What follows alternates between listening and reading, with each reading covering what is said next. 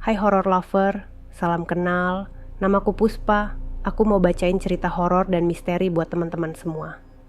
Jika berkenan, jangan lupa subscribe dulu. Atau boleh juga kalian share ke horror lover lainnya, biar aku lebih semangat lagi ceritanya. Nama saya Aris, dan saya seorang supir bus malam di kota kecil yang cukup sepi. Saya baru saja pindah ke kota ini beberapa bulan yang lalu, setelah mendapatkan pekerjaan di perusahaan bus lokal. Saya bukan orang yang percaya pada hal-hal mistis atau cerita hantu. Bagi saya, semua itu hanya bualan yang tidak masuk akal. Pekerjaan ini cukup sederhana. Saya hanya perlu mengantar penumpang dari satu halte ke halte berikutnya, berkeliling kota sepanjang malam. Rutenya selalu sama, dan sebagian besar penumpangnya adalah pekerja malam yang pulang atau berangkat kerja, serta beberapa orang yang suka begadang. Malam itu, seperti biasa, saya menjalankan rute malam saya. Sekitar pukul 2 pagi, saya berhenti di halte yang cukup terpencil. Di sana, ada seorang pria yang tampak aneh, dengan pakaian yang lusuh dan wajah yang pucat. Dia naik ke bus tanpa melihat ke arah saya, lalu duduk di bangku paling belakang. Saya tidak terlalu memikirkannya. Setiap malam, saya sering bertemu dengan berbagai macam orang. Tapi saat bus mulai berjalan lagi, saya menyadari sesuatu yang aneh. Pria itu tidak tampak di kaca spion. Padahal, saya yakin dia duduk di sana. Saya berhenti sejenak dan menoleh ke belakang. Dia masih di sana, duduk dengan tenang, tetapi tidak ada pantulannya di kaca. Saya merasa merinding, tapi berusaha mengabaikan perasaan itu dan melanjutkan perjalanan. Malam berikutnya, hal yang sama terjadi. Pria yang sama naik lagi di halte yang sama. Kali ini, dia duduk lebih dekat ke depan, dan lagi-lagi dia tidak tampak di kaca spion. Saya mulai merasa tidak nyaman, tapi berusaha tetap tenang. Namun, kejadian-kejadian aneh mulai meningkat. Lampu di dalam bus sering berkedip-kedip tanpa alasan, dan saya sering merasa ada yang mengawasi saya. Suatu malam, saya mendengar suara bisikan-bisikan aneh dari kursi belakang. Padahal, tidak ada orang di sana selain pria itu. Penumpang lain juga mulai merasa tidak nyaman. Mereka sering melihat ke belakang dengan raut wajah ketakutan, dan beberapa bahkan pindah tempat duduk untuk menjauh dari pria itu. Saya tahu saya harus melakukan sesuatu, tapi tidak tahu harus mulai dari mana. Saya memutuskan untuk mencari tahu lebih lanjut tentang pria aneh itu.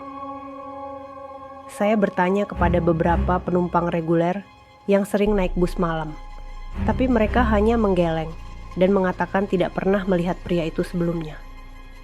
Akhirnya, saya berbicara dengan seorang teman lama yang bekerja di kepolisian. Saya menceritakan semua yang terjadi, dan dia berjanji akan membantu menyelidikinya.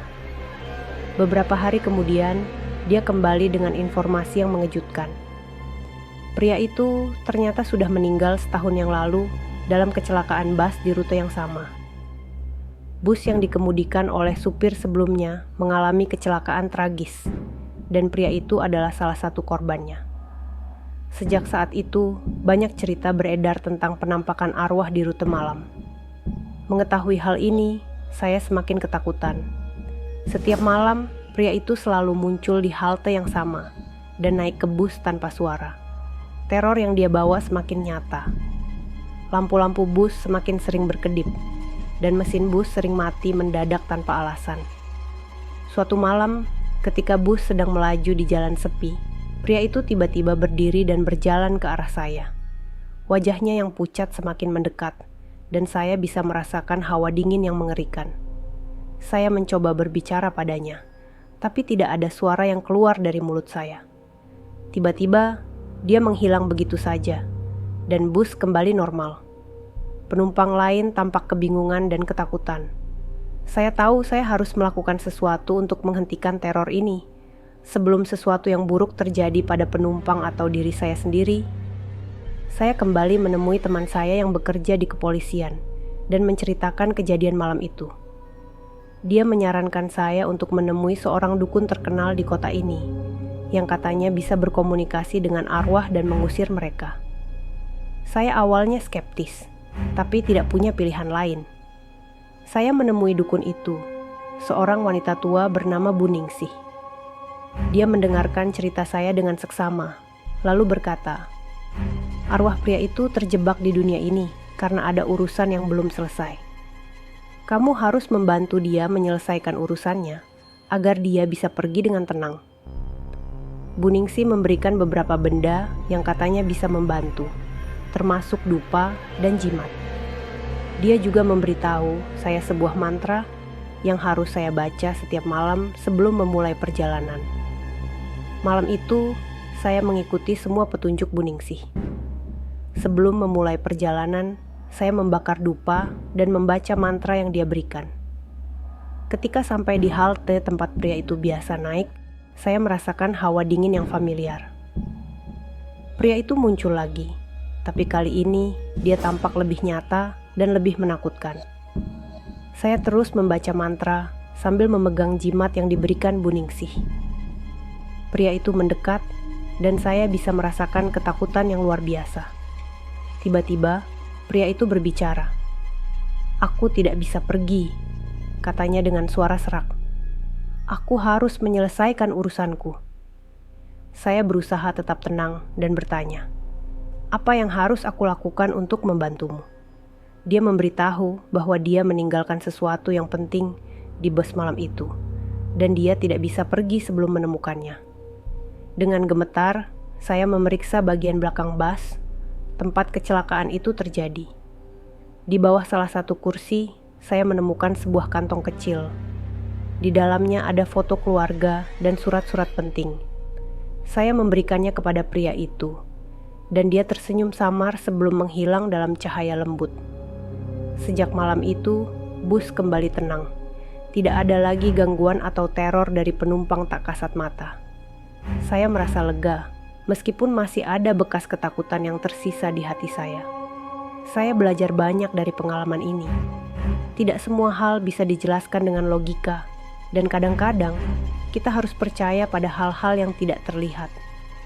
Saya masih tetap skeptis terhadap cerita hantu, tapi saya tidak akan pernah meremehkan kekuatan dari sesuatu yang tak kasat mata. Jika kalian pernah merasa ada yang mengawasi dari tempat yang kosong, ingatlah bahwa ada hal-hal di dunia ini yang tidak bisa kita lihat, tapi tetap ada. Terima kasih telah mendengarkan kisahku. Oke, kita lanjut cerita berikutnya ya. Tapi jangan lupa like, comment, share, and subscribe, biar aku lebih semangat lagi ceritanya. Nama saya Budi, dan saya sudah menjadi supir bus malam selama lebih dari 20 tahun. Selama bertahun-tahun itu, saya sudah mengalami berbagai macam kejadian aneh, tapi semuanya masih bisa dijelaskan dengan logika. Namun, malam itu, saya mendapat tugas baru yang mengubah hidup saya selamanya. Saya ditugaskan untuk mengemudikan bus pada rute baru yang belum pernah saya lalui sebelumnya. Rute ini melewati daerah pinggiran kota yang sepi dan terkenal dengan cerita-cerita mistisnya. Saya mendengar beberapa cerita dari teman-teman sesama supir, tapi saya tidak pernah benar-benar mempercayainya. Bagaimanapun, saya adalah orang yang realistis, dan cerita hantu tidak pernah membuat saya gentar. Malam itu, saya mulai perjalanan dengan perasaan campur aduk. Rute baru ini tampak lebih sunyi dari biasanya, dengan hanya beberapa penumpang yang naik di halte pertama. Penumpang pertama adalah seorang pria tua, dengan wajah yang penuh keriput dan mata yang tampak lelah. Dia tidak banyak bicara, hanya mengangguk saat saya menyapanya. Bus perlahan bergerak menyusuri jalan yang gelap dan sepi. Lampu jalan jarang, dan hanya cahaya lampu bus yang menerangi jalan. Beberapa kilometer kemudian, saya melihat seorang wanita berdiri di halte berikutnya. Dia tampak aneh, dengan pakaian yang usang dan rambut panjang yang menutupi sebagian wajahnya. Saat dia naik ke bus, saya merasakan hawa dingin yang tidak biasa. Saya melanjutkan perjalanan, mencoba mengabaikan perasaan aneh yang mulai muncul. Namun, semakin jauh saya melaju, semakin banyak hal aneh yang terjadi. Lampu di dalam bus mulai berkedip-kedip, dan suara-suara aneh terdengar dari belakang. Saya melihat ke cermin spion, dan melihat kursi yang tadinya kosong sekarang terisi oleh penumpang yang tidak saya sadari naik. Perlahan tapi pasti, rasa takut mulai merayapi hati saya. Saya mencoba tetap fokus pada jalan, tapi suara-suara aneh itu semakin keras. Seolah-olah ada seseorang yang berbisik-bisik di telinga saya.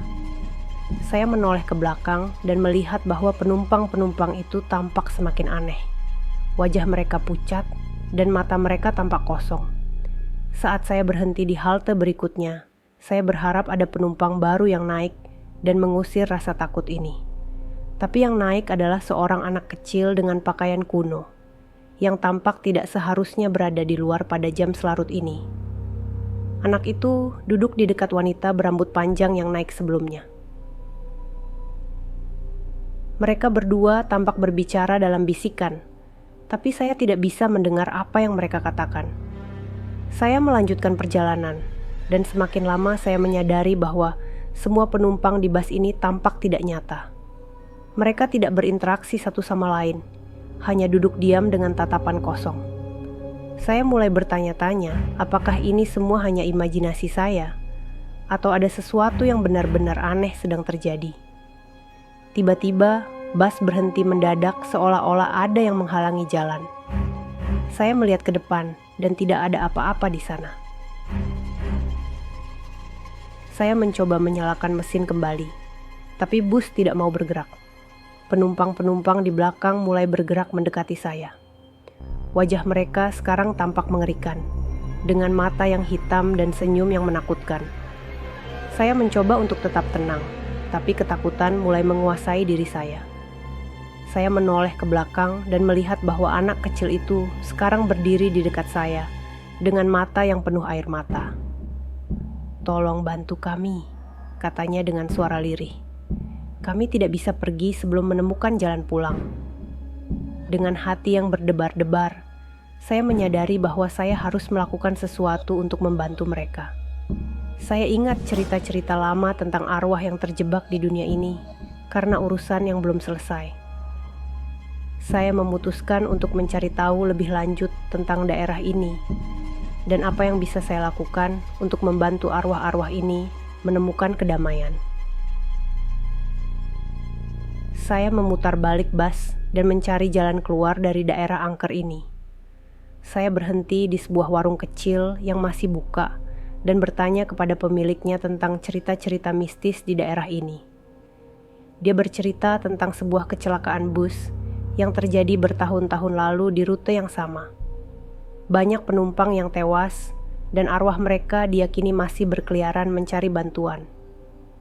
Dengan informasi ini, saya kembali ke bus dan menceritakannya kepada para penumpang. Mereka mendengarkan dengan seksama, dan saya bisa melihat rasa sakit dan kesedihan di wajah mereka. Saya memutuskan untuk mengemudi ke tempat kecelakaan itu terjadi, berharap bisa menemukan cara untuk membantu mereka. Ketika kami sampai di lokasi kecelakaan, bus tiba-tiba berhenti dengan sendirinya. Lampu bus mati dan suasana menjadi sangat sunyi. Saya keluar dari bus dan melihat sekeliling. Di kejauhan, saya bisa melihat bayangan-bayangan samar yang bergerak di antara pepohonan. Saya tahu bahwa saya harus menghadapi rasa takut ini dan membantu arwah-arwah ini menemukan kedamaian. Saya berjalan ke tengah jalan dan memanggil mereka. "Saya di sini untuk membantu kalian. Apa yang bisa saya lakukan?" Satu persatu, arwah-arwah itu muncul dari kegelapan. Mereka mengelilingi saya dengan tatapan penuh harap. Seorang wanita tua mendekat dan berkata, "Kami hanya ingin pulang. Tolong antar kami ke tempat yang seharusnya." Saya kembali ke bus dan mengajak para penumpang naik. Saya menyalakan mesin dan mengemudi dengan hati-hati, mengikuti arah yang diberikan oleh arwah wanita tua itu. Kami melewati jalan yang gelap dan berliku, hingga akhirnya tiba di sebuah makam tua yang terlupakan. Arwah-arwah itu mulai turun dari bus satu persatu. Mereka mengucapkan terima kasih dan perlahan-lahan menghilang ke dalam kegelapan. Wanita tua itu adalah yang terakhir turun. Dia menatap saya dengan senyuman hangat dan berkata, "Terima kasih Budi, sekarang kami bisa beristirahat dengan tenang." Setelah mereka semua pergi, saya merasakan beban yang besar terangkat dari hati saya. Saya mengemudi kembali ke kota dengan perasaan lega dan damai. Pengalaman ini mengajarkan saya banyak hal tentang keberanian dan empati. Saya tidak akan pernah melupakan malam itu, dan saya tahu bahwa cerita ini mungkin terdengar aneh dan sulit dipercaya. Tapi saya bersumpah, semuanya benar-benar terjadi. Jika kalian pernah merasa ada sesuatu yang tidak beres di sekitar kalian, jangan abaikan perasaan itu. Mungkin ada seseorang atau sesuatu yang membutuhkan bantuan kalian untuk menemukan kedamaian. Terima kasih telah mendengarkan kisahku. Lanjut cerita berikutnya ya. Nama saya Gani, dan saya seorang supir bus malam di kota yang cukup padat lalu lintasnya. Saya sudah bertahun-tahun bekerja di pekerjaan ini, dan meskipun malam seringkali sunyi, saya menikmatinya. Saya biasa mengambil rute yang sama setiap malam, mengantar penumpang dari satu sudut kota ke sudut lainnya. Namun, malam itu berbeda.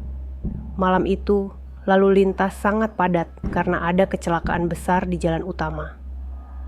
Saya tidak ingin membuat penumpang saya terlambat sampai tujuan, jadi saya memutuskan untuk mengambil jalan pintas. Ini adalah keputusan yang pada akhirnya membawa saya dan para penumpang ke situasi yang tidak pernah saya bayangkan.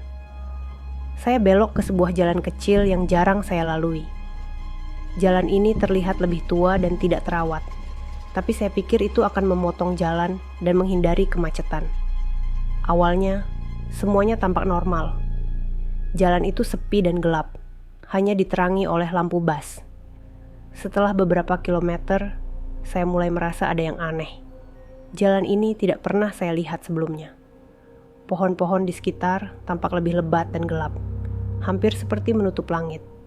Rasa dingin yang tidak biasa menyelimuti bus, dan saya mulai merasa ada yang mengawasi. Penumpang juga mulai gelisah.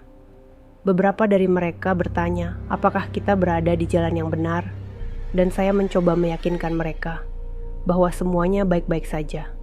Tapi jauh di dalam hati, saya mulai merasakan ketakutan yang tidak biasa. Ketika saya terus menyetir, saya melihat sesuatu yang benar-benar aneh. Lampu-lampu jalan mulai berubah warna, dari kuning menjadi merah menyala. Suara-suara aneh mulai terdengar dari hutan di sekitar jalan, seperti suara berbisik dan tawa yang mengerikan. Tiba-tiba, jalan di depan kami lenyap dalam kabut tebal. Saya menginjak rem, tapi bus terus bergerak maju seolah-olah ada kekuatan yang menarik kami. Penumpang mulai panik, dan saya berusaha menenangkan mereka sambil mencari cara untuk keluar dari situasi ini. Ketika kabut mulai mereda, saya menyadari bahwa kami tidak lagi berada di tempat yang sama. Jalanan itu berubah menjadi sesuatu yang aneh dan tidak familiar. Pohon-pohon sekarang tampak seperti makhluk hidup, bergerak perlahan seolah-olah mereka bernapas. Langit berwarna merah darah, dan di kejauhan, saya bisa melihat sosok-sosok aneh bergerak di antara pepohonan. Penumpang mulai berteriak ketakutan ketika mereka melihat makhluk-makhluk aneh mendekati bus. Makhluk-makhluk itu memiliki bentuk yang tidak bisa dijelaskan dengan kata-kata, seolah-olah mereka bukan dari dunia ini. Mereka melayang di udara dengan mata yang bersinar terang dan mulut yang mengeluarkan suara mengerikan. Saya tahu kami harus keluar dari tempat ini secepat mungkin. Saya mencoba memutar bus dan mencari jalan keluar. Tapi setiap kali saya berbalik, jalan yang kami lalui sebelumnya sudah tidak ada lagi. Seolah-olah kami terjebak di dalam labirin tanpa ujung. Saya melihat ke arah para penumpang.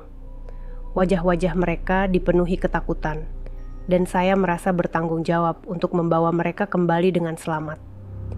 Saya mencoba berpikir jernih dan mencari cara untuk keluar dari dimensi aneh ini. Saya ingat bahwa dalam beberapa cerita yang pernah saya dengar, makhluk-makhluk gaib seringkali memiliki aturan atau kelemahan tertentu. Saya memutuskan untuk mencari petunjuk di sekitar jalan yang aneh ini. Kami menemukan sebuah bangunan tua di tepi jalan, yang tampak seperti kuil atau tempat ibadah. Saya dan beberapa penumpang yang paling berani memutuskan untuk masuk ke dalam kuil itu. Di dalamnya, kami menemukan simbol-simbol aneh dan ukiran-ukiran yang tampaknya menceritakan kisah tentang makhluk-makhluk gaib yang menghuni dimensi ini. Di salah satu dinding, kami menemukan ukiran yang menunjukkan cara untuk keluar dari dimensi ini.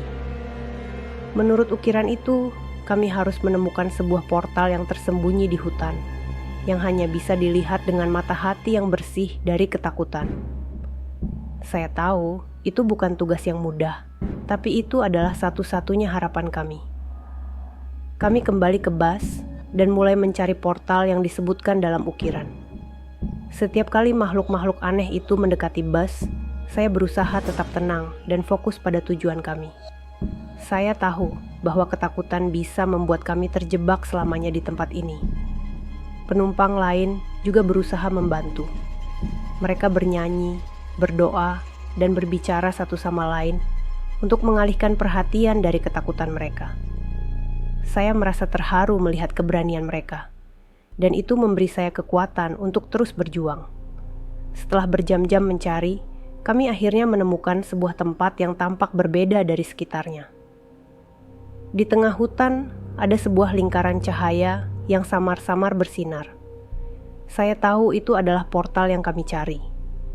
Saya membawa bus mendekati portal itu, dan kami semua merasakan getaran aneh saat bus melewati lingkaran cahaya.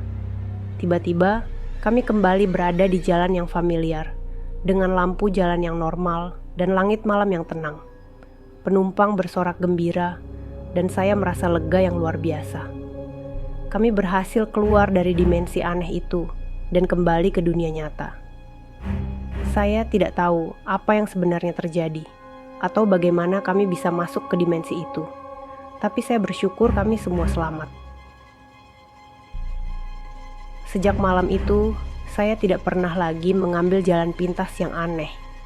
Saya tetap pada rute yang biasa dan memastikan untuk tidak tergoda oleh jalan yang tampak lebih cepat. Pengalaman ini mengajarkan saya banyak hal tentang keberanian, ketakutan, dan kekuatan hati. Jika kalian pernah merasa ada yang tidak beres di jalan yang kalian tempuh, ingatlah untuk selalu mengikuti intuisi kalian dan tetap tenang dalam menghadapi ketakutan. Terima kasih telah mendengarkan kisahku.